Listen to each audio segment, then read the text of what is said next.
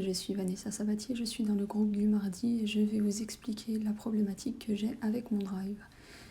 Il s'avère donc que j'ai la fente qui n'est pas assez accentuée, ce qui ne me permet pas donc de valider la technique. Je me donne l'objectif SMART de réussir 8 sur 10 de mes drives, donc avant la fin de la session, le 15 mai 2023. Donc dans la séquence numéro 1, on peut voir donc que ma fente est un peu plus accentuée.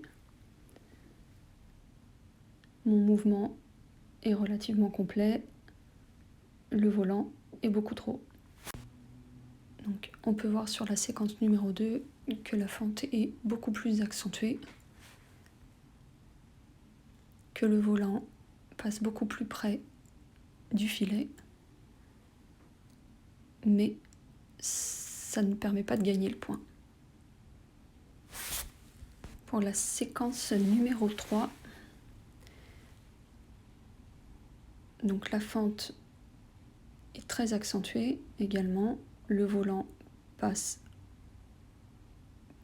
beaucoup trop haut par rapport au filet, le point est toujours pas gagné. Pour la séquence numéro 4, donc on peut voir que la fente est bien accentuée, le positionnement est bon, mais le volant est toujours trop haut. Là, je gagne mon point, le volant est bien dans le corridor du fond côté gauche, côté droit. Pour la séquence numéro 5, la fente est un peu moins accentuée, la raquette est un peu trop haute, le volant est beaucoup trop haut. Par contre, le point est gagné, il est bien dans le corridor droit du terrain. Concernant donc le critère spécifique, je me donnerai la note de 3,5 sur 5. Et concernant la trajectoire et la performance, je me donnerai une note de 3 sur 5.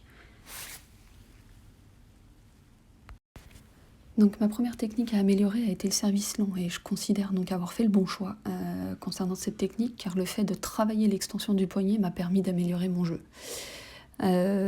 Sur cette technique du service long, je me suis entraînée donc tous les jeudis soirs avec ma famille et mes amis, ainsi que pendant la semaine de relâche. Je m'étais mis comme objectif spécifiquement de travailler le service long et le drive, ainsi qu'énormément les déplacements.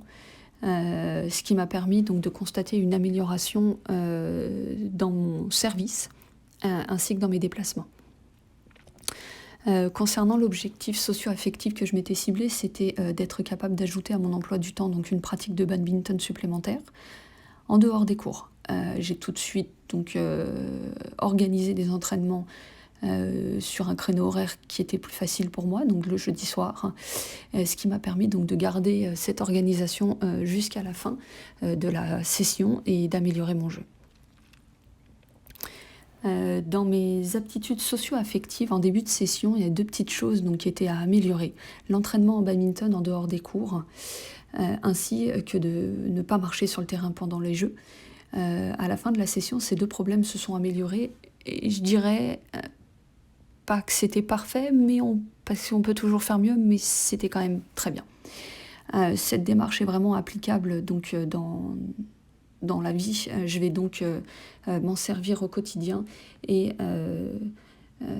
pour pouvoir me fixer des objectifs et surtout le partager avec mes enfants pour qu'ils puissent avoir une bonne base tant dans leur organisation, dans la vie quotidienne pour se donner des objectifs, ainsi que dans le sport, puisque c'est très important. Je pense que ça récapitule bien toutes les étapes à suivre et je pense que c'est vraiment une bonne chose.